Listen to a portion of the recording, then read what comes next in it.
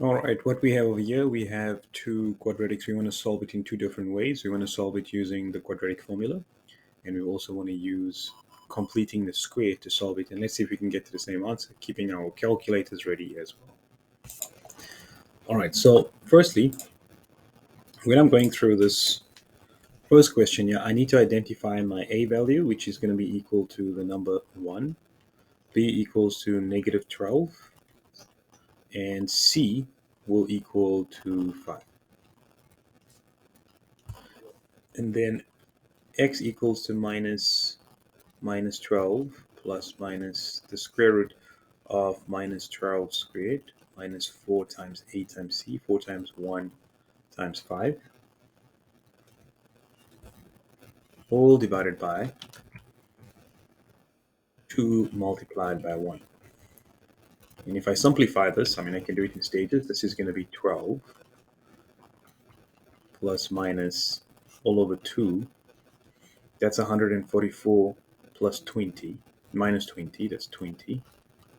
And that's 144 minus 20 is 124. And so at this point, I would just grab a calculator and make sure I round it carefully. So I press the fraction button, and I will get x1 to equal something, x2, two different answers. 12 plus root 124 over 2 comes to 11.6. And keeping it on my calculator so I can save time, and changing the plus into a minus makes it 0.432. All right. When we're completing the square, we want to try and get to the same answer.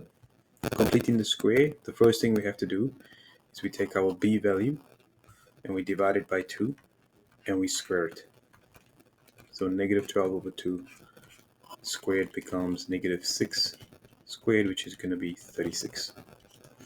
Once we have that, we're going to plus 36 and minus 36 in between there. So x squared minus 12x plus 36 minus 36 plus 5 equals 0. And then putting a bracket around there, I would get x minus 6 squared.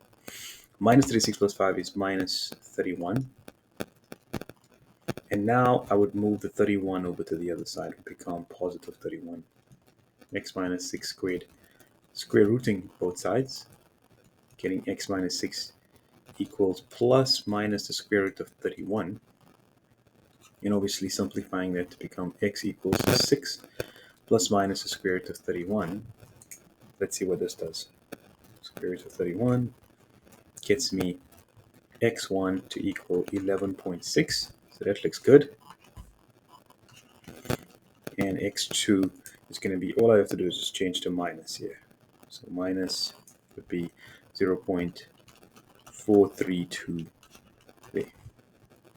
Now, the one thing I can see is that if this is equal, it means that these two are the same.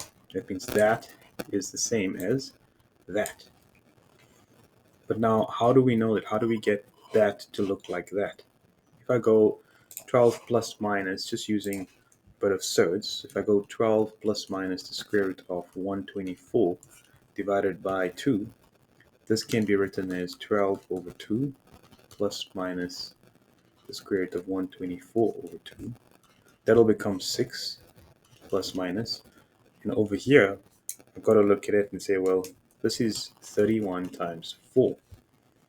All right, and then that means you can take the 4 out.